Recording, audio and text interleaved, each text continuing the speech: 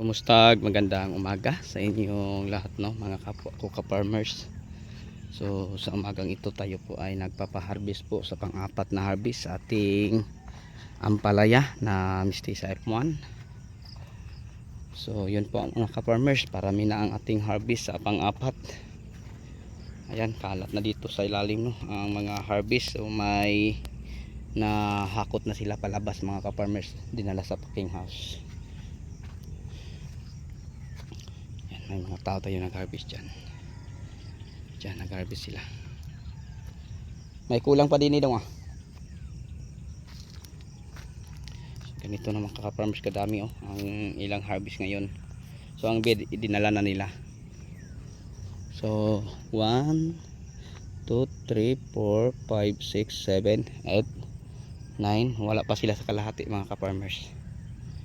So yan, so, sobrang dami na.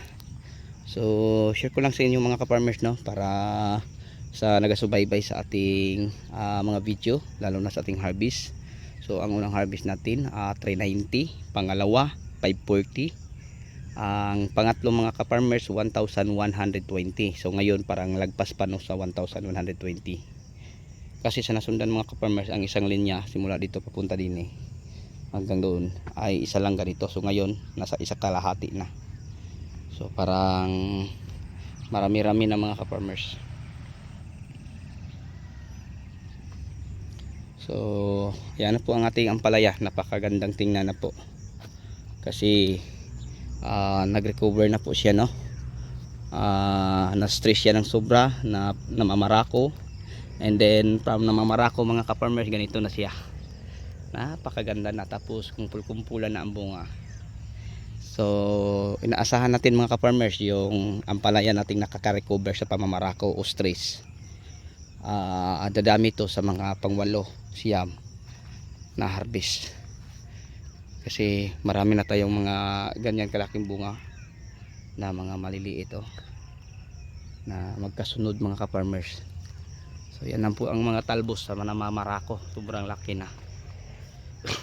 So alam yung mga ka-farmers, yung na-stress to, nasa mga 40% siguro ang namamarako. Pero sa awa ng Diyos, tingnan nyo ang mga talbos, mga ka-farmers. Yun ang pinaka-importante, hindi na matulis. Pero pag tingnan mo ang puno, mga ka-farmers, ganyan ang mga dahon, dahil sa tubig. Yan, ganito na dilaw. Ito, yun ang resulta. So halos na puno, mga ka-farmers, ganyan naninilaw. So ngayon pang-apat na harvest. So ito ang ating mga ampalaya. Yan, napakadami, mga maliliit na bunga. So thank you, Lord, no, sa mga biyaya na ipinagkaloob mo sa amin araw-araw. At heto ang aming mga ampalaya nag-recover. So marami pang mga bungang kasunod, mga ka-farmers, kaya nga tuwang-tuwa ako, no, sa recovery sa ating ampalaya.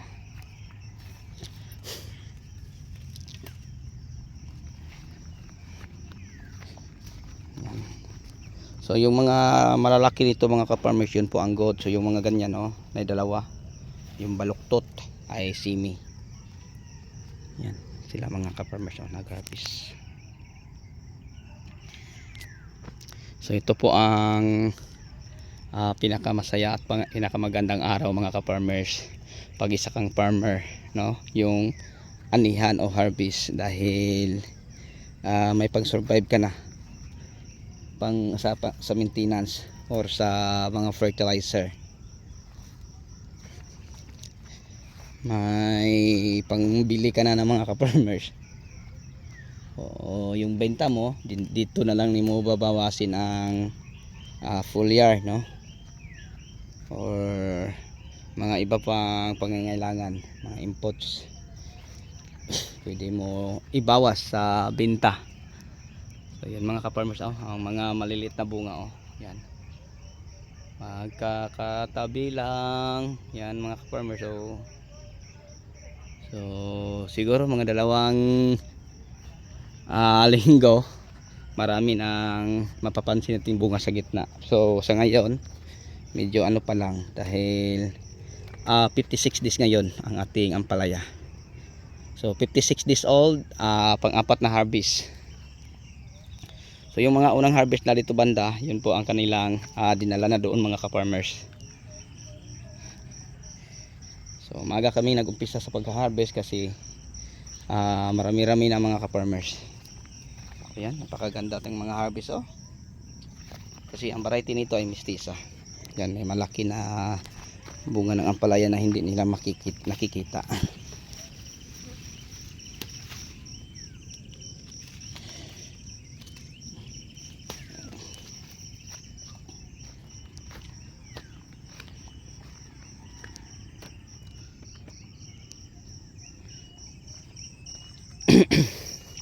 So mamaya mga ka-farmers, after harvest, no, magandang hapon, magpapa-spray po tayo didi.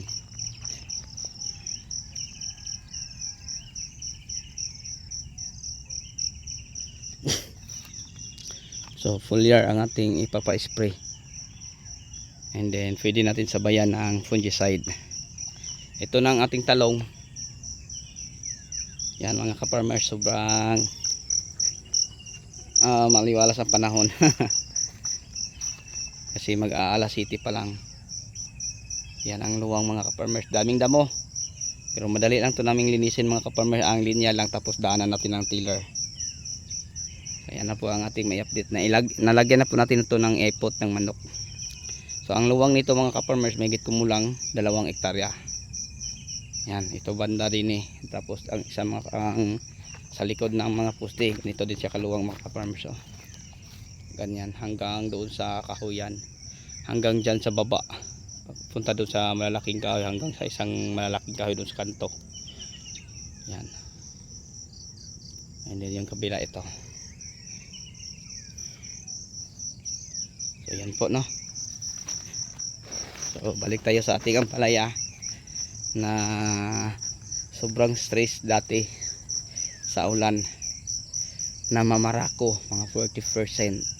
Tapos may viewers pa tayong nag-comment, hahaha, ang galing na mamarako. So yes po no mga ka-farmers, na mamarako.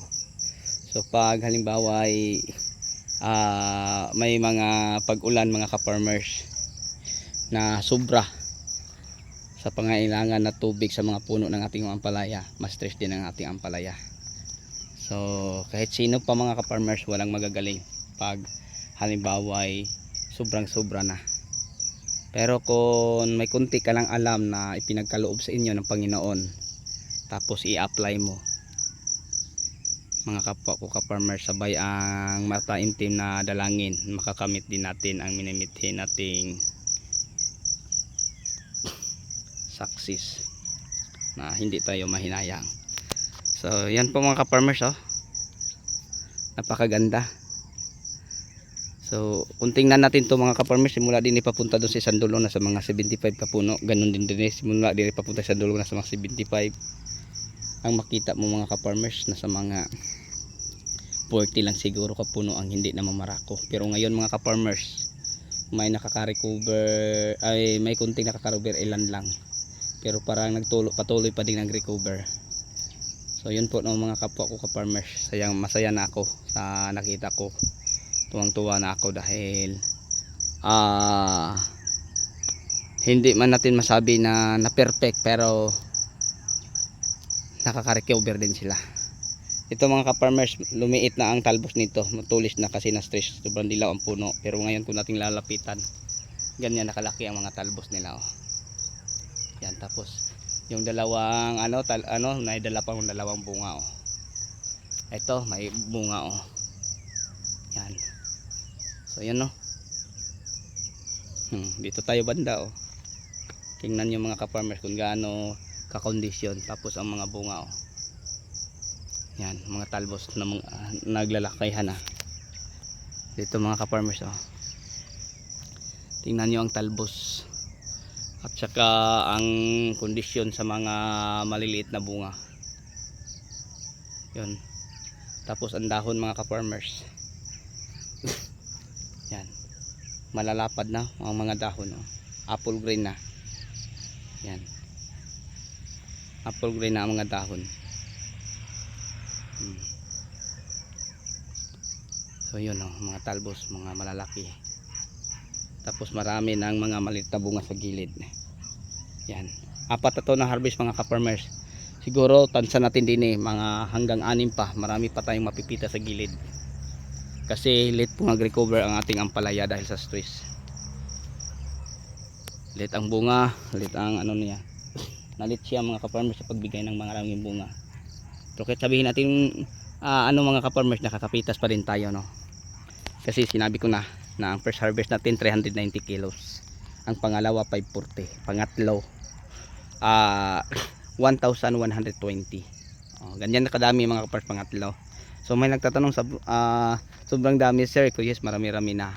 Alam mo mga kaparmers, hindi naman sasabihin natin na marami ang bunga ng ating ampalaya. Marami lang ang puno. Pag maipon, marami na mga kaparmers. Yun po ang totoo. Pero mga kaparmers, saan natin to na sa susunod naman nating mga harvest ay mas lalo pa itong dumami. Kita mo, maluwang pa ang nagapangan. So sa bandang kilid pa lang po ang ating pinipitasan, no? Bandang gilid pa lang po. Mataas pa to mga kaparmers, hanggang baba pa dyan. Yan, palusong pa yan.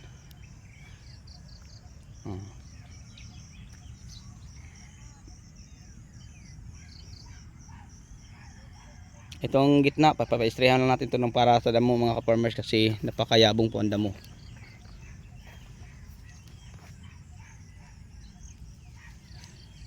Napakayabong.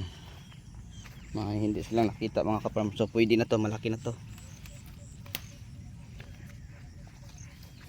Okay, so bago tayo magtapos mga kaparmers, ulitin ko from Luzon, Visayas at Mindanao, pati sa abroad at ibang bansa.